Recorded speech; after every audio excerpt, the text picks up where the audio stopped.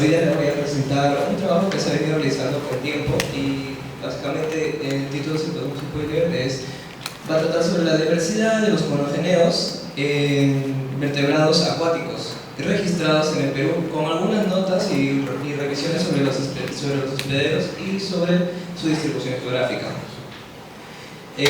Como en los autores, yo el que está exponiendo, también está el profesor Roberto Severino, la profesora Martínez, el investigador Aaron Mondragón, el doctor Germán y los profesores Celso Cruces y John Cheva. Para empezar, los monogeneos son parásitos platermitos, es decir, son, por así decirlo, gusanos planos.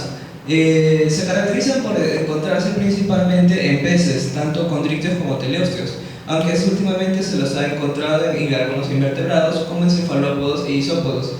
Y en casos muy extraños se ha encontrado incluso en hipopótamo y en algunos anfibios. En general, los monogeneos se encuentran principalmente en branquias y se les considera ectoparásitos, aunque algunos se pueden encontrar dentro del cuerpo.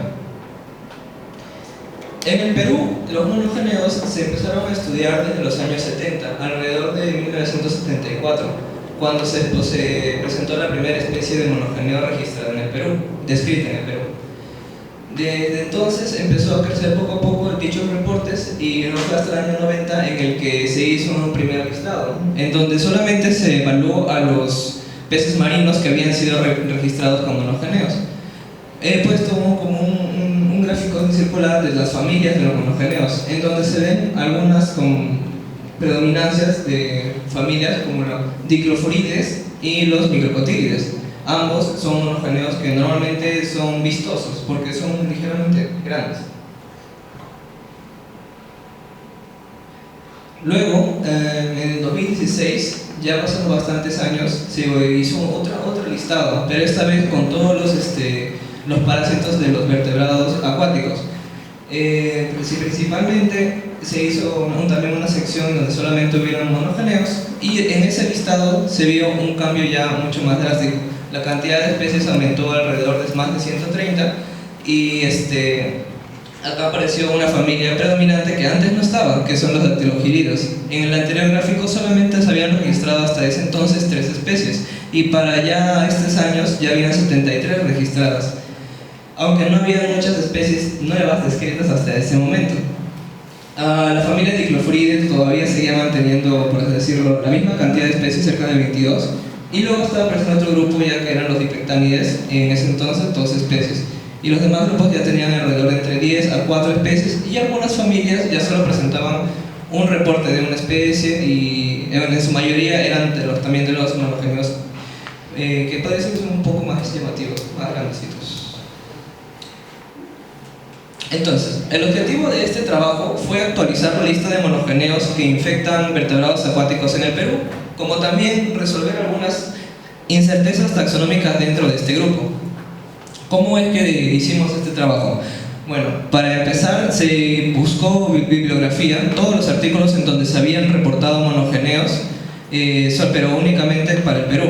Y luego se empezó a hacer revisión del material tipo, para confirmar si la identificación fue correcta o si es que el material tipo para empezar estaba en buen estado. También se revisaron especímenes de vouchers depositados en colecciones científicas, tanto internacionales como nacionales. Y también se han publicado datos de registros de monogeneos colectados en salidas de campo. ¿A qué me refiero en esta parte?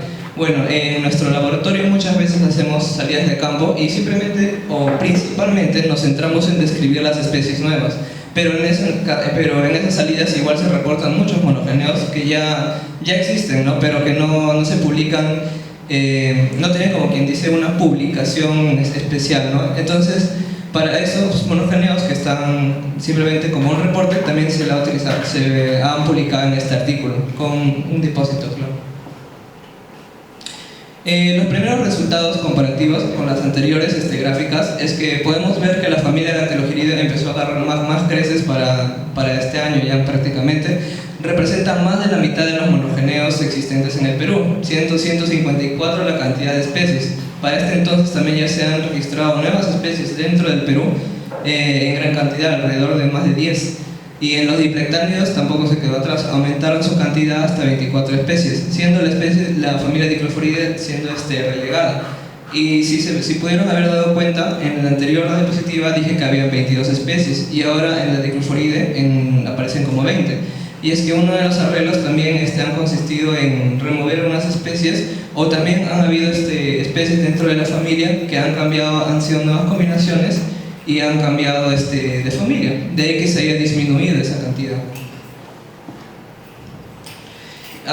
Algunos arreglos, alguna revisión de la cual nos hemos dado cuenta al momento de hacer este trabajo es que han habido varios artículos que o bien no han presentado especímenes Bauchets en los museos, o bien los han presentado en colecciones que no son, que estaban, por así decirlo, coordinadas, estaban cuidadas por un solo investigador, y que cuando el dicho investigador ya no trabajó en el área, por cualquier motivo que haya sido, dicha colección desapareció. Esto generó como consecuencia que aproximadamente el 15% de los monogeneos registrados en Perú no tengan ningún voucher de espécimen en ningún museo del Perú. Y en algunos casos han generado que incluso se pierdan materiales tipo, como por ejemplo el de Renocercus oliveri, que fue una especie descrita acá y que tenía un material tipo, pero estaba en la colección de la Ricardo Palma, que las siglas es CHURP. Y dicha colección, al haberse desactivado, ya no ha dejado a esta especie, por así decirlo, sin su material tipo. Aunque sí tenga un voucher espécimen, va a necesitar hacer una reasignación. También se hicieron algunas descripciones y ubicación taxonómicas incorrectas en este lapso de tiempo, y eso es lo que hemos ido observando. Tenemos el caso, por ejemplo, de esta especie, que es Tylosuricula matoi. Inicialmente fue descrita acá en el Perú, y las características que se ven en el dibujo, cuando revisamos las láminas, nos dimos cuenta de que muchas de ellas no presentaban ninguna característica, muy pocas características del dibujo. Para empezar, el testículo, para empezar, los órganos internos que se observan ahí como si fueran una estructura globosa en el medio, no se encuentran presentes de esa manera, sino que se encuentran algunos cerca de la parte inferior del cuerpo y en diferente forma. Incluso estructuras importantes para identificar, como lo son las áncoras, que se encuentran en un dibujo aparte, en parte superior izquierda, derecha, tenían una forma diferente. Esto nos estaba dando a entender de que incluso no era ni la especie ni el género en el que se encuentra. La especie Tylosuricula matoi sí es válida, pero el registro que se hizo en el Perú no fue el adecuado, y esta revisión nos da a entender de que posiblemente sea un nuevo género. Otro caso parecido fue el de Macrophyllida antártica, que fue reportado en el 2013 para el Perú, y al revisar también el mismo material tipo, vimos que no concordaba ni con la descripción ni de la especie ni del género, por lo que es posiblemente que tenga que ser reasignado en otro trabajo. En otro caso tenemos identificaciones incompletas. Tenemos el caso de Esperontionella, que inicialmente fue descrita en el 2017 solo hasta el nivel de género, pero haciendo una revisión del material tipo en los museos, podemos determinar que la especie presenta coespecificidad con Esperontionella lamoitei. Y así como estoy presentando un caso, han habido muchos más. No son solamente estos, sino que ha habido varios ejemplares que han estado con descripción de género e incluso familia, y que se van a ir pudiendo describir hasta el nivel de especie.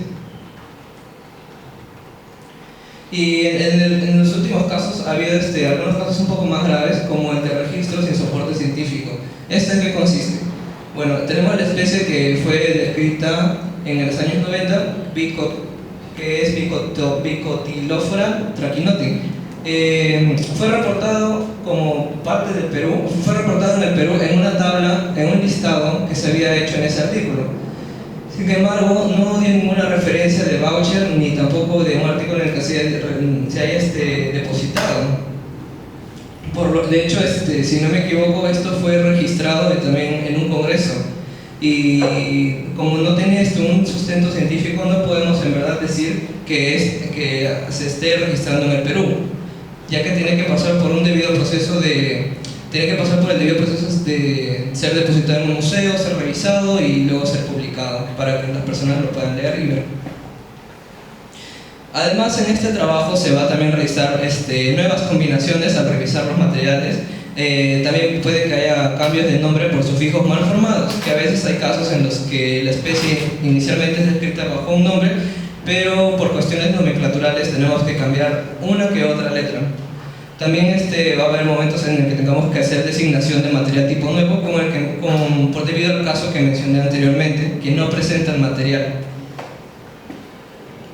Como conclusión, nuestros resultados representan una pequeña proporción considerando la gran variedad de huéspedes vertebrados que habitan las diversas áreas geográficas tropicales y subtropicales del Perú. Gracias.